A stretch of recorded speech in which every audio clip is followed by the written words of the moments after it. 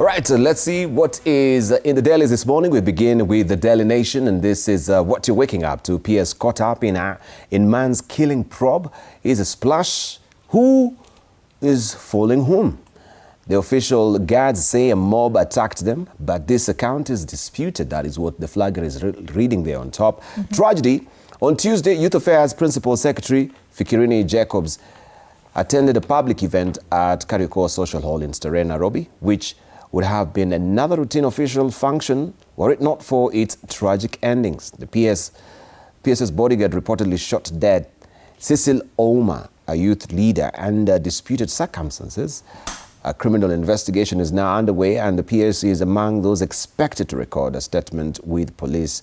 And you have the full story there on page 4 of the Daily Nation today. We have here a pull-out quote from Nairobi Police Boss Isa Mohammed saying, "We have summoned him," that is the PS, "to record his statement. Everyone who was involved in the incident must record a statement." Also still on the front page of the Daily Nation, will Ruto replace 2 men in cabinet with women?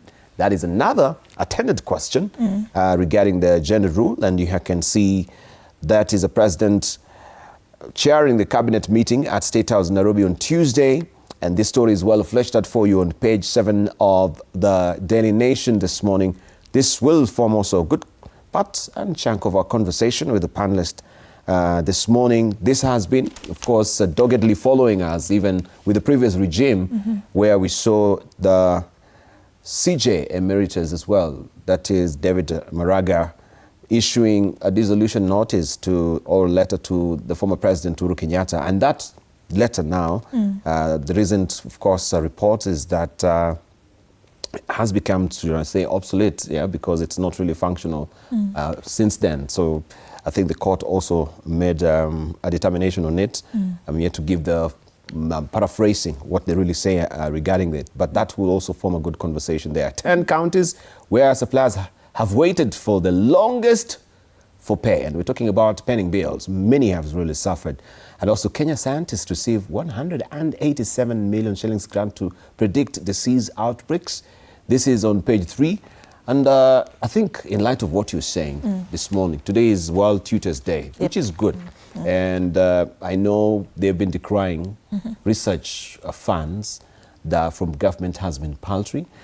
Looking at list in the finance or the budgetary allocation that we had this year, they've done a good job in terms of also just dedicating or allocating some budgets for the research.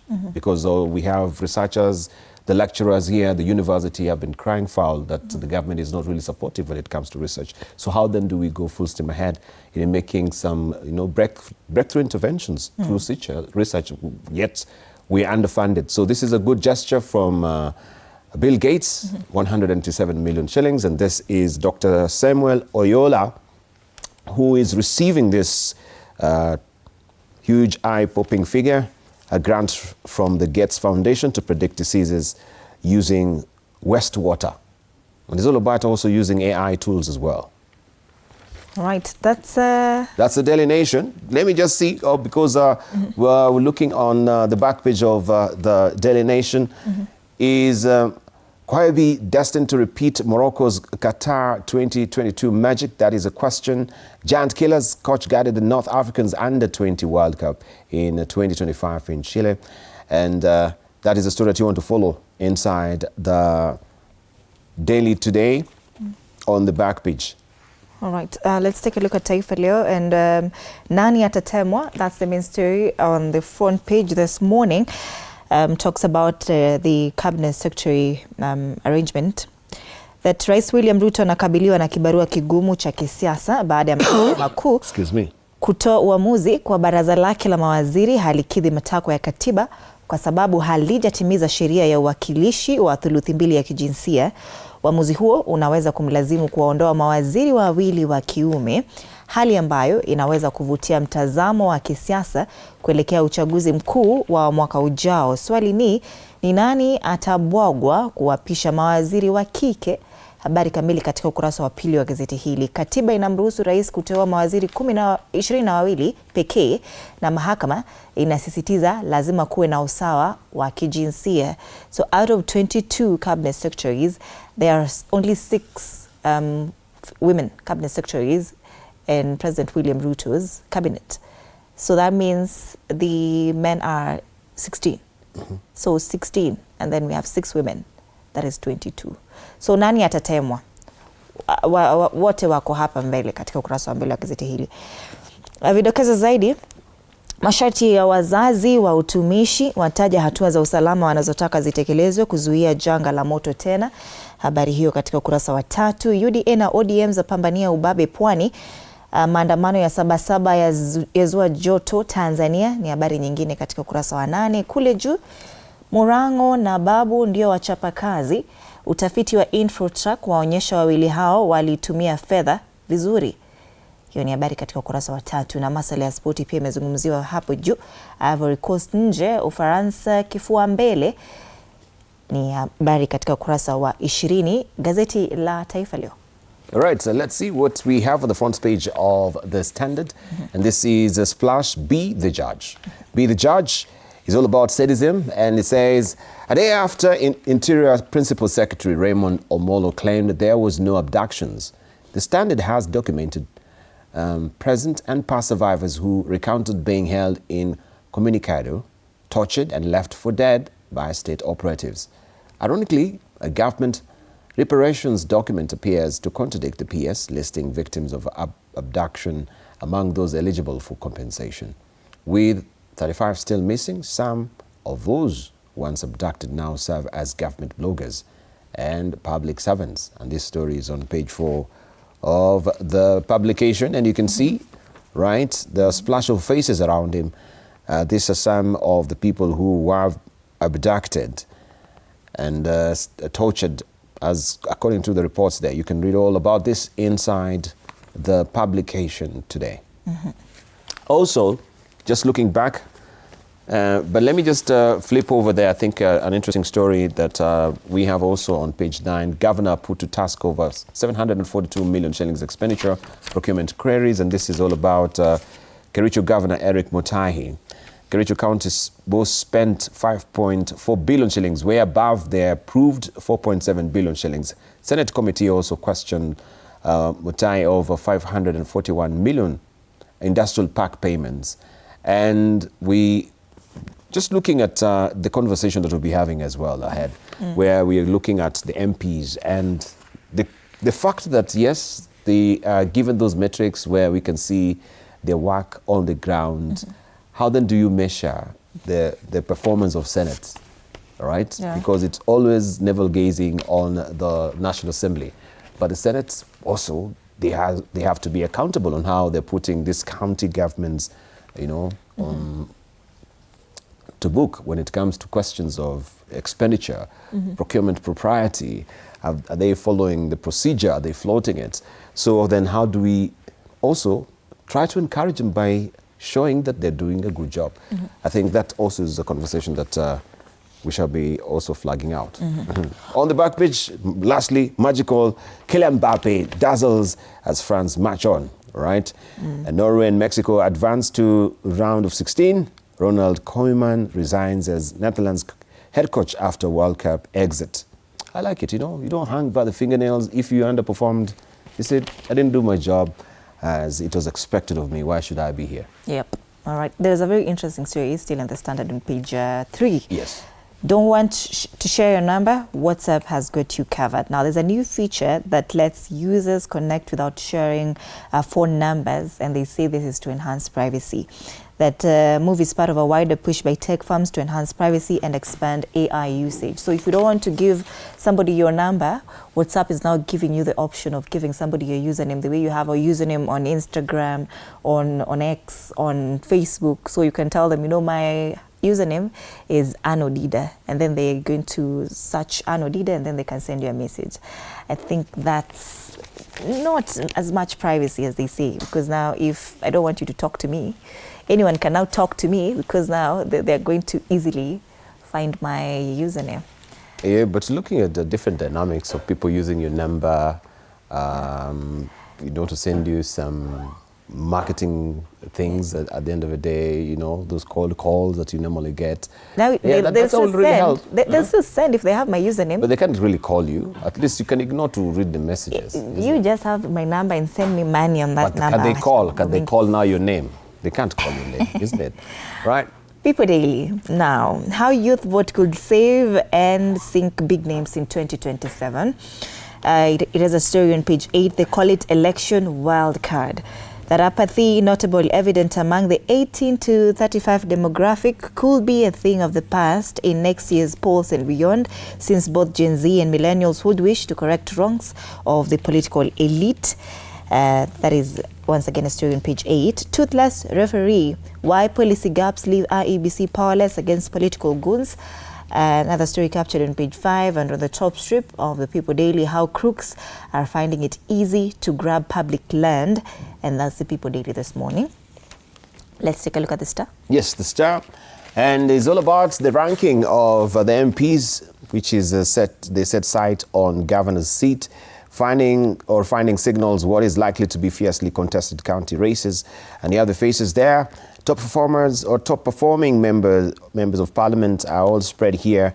Babu Owino leading with 80%, followed by Didmas Baraza Kimilili, MP, 73%.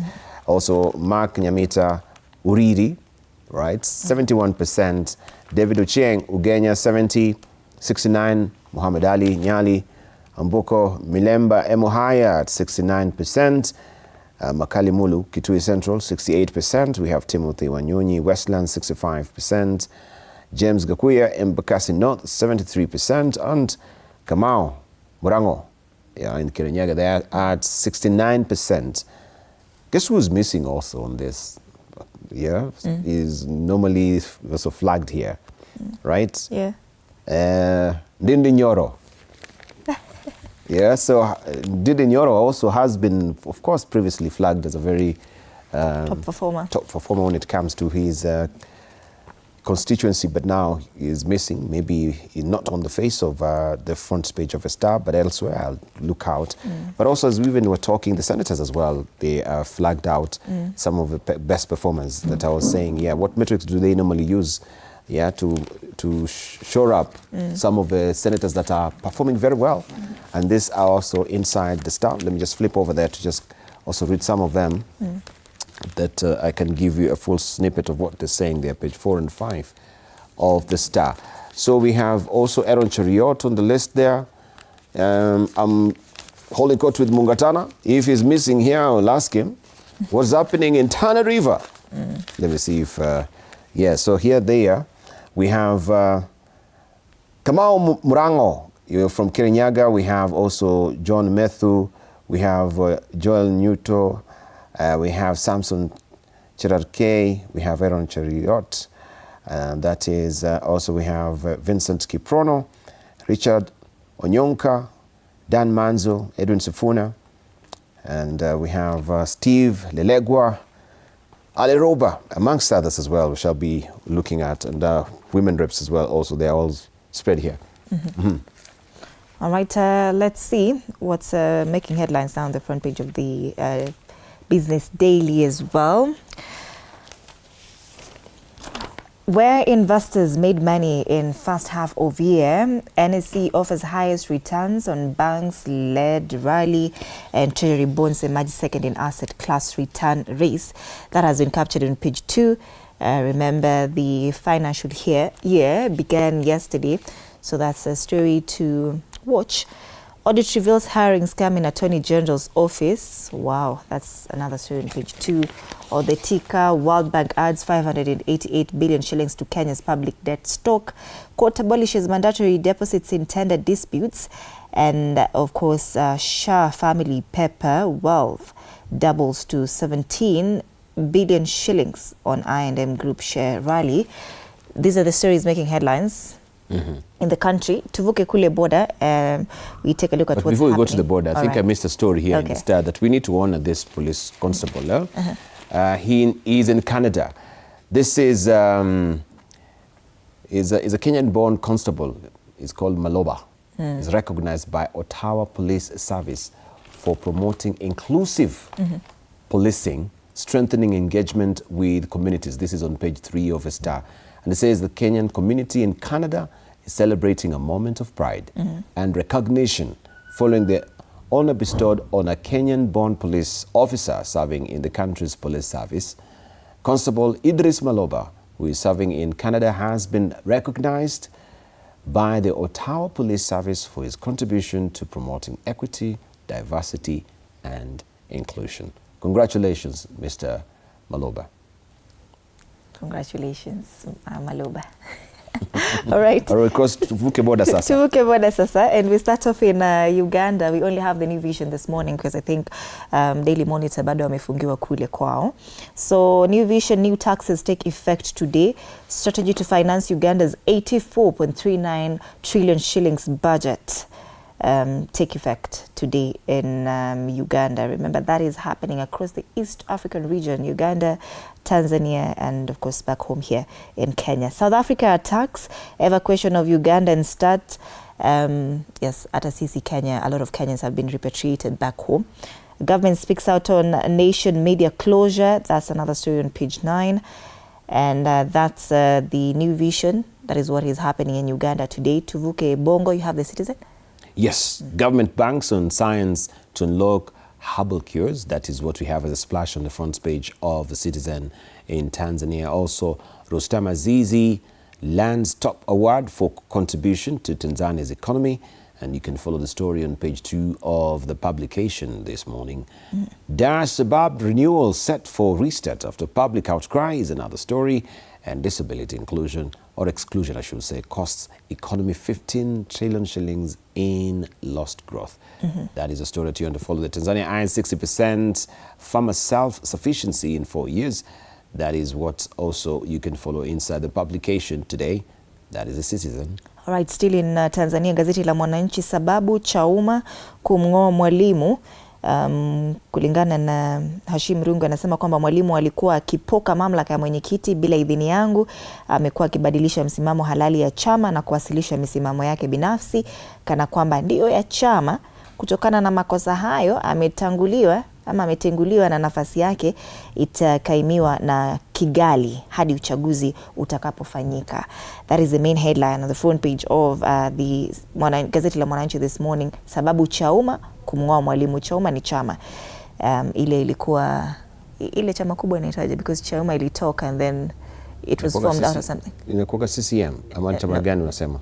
No, there's a Chadema, right, it's Chadema. So other quick headlines here. Undani, kifo cha dereva wa Heche anavyoliliwa ni habari nyingine tu. There's the news making headlines in Tanzania and of course across the region in Uganda and Tanzania. Turudi sasa and take a look at what cartoonists are saying this morning.